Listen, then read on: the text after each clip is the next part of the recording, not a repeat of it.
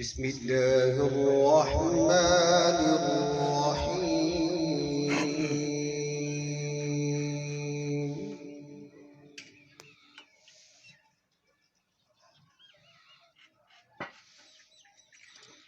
إذا جاء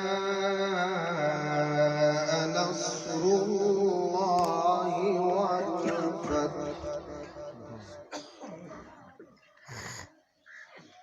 ورأيت الناس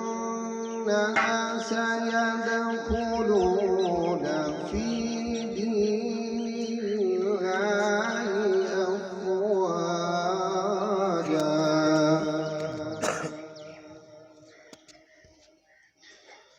فسبح بحمد ربك واستغفره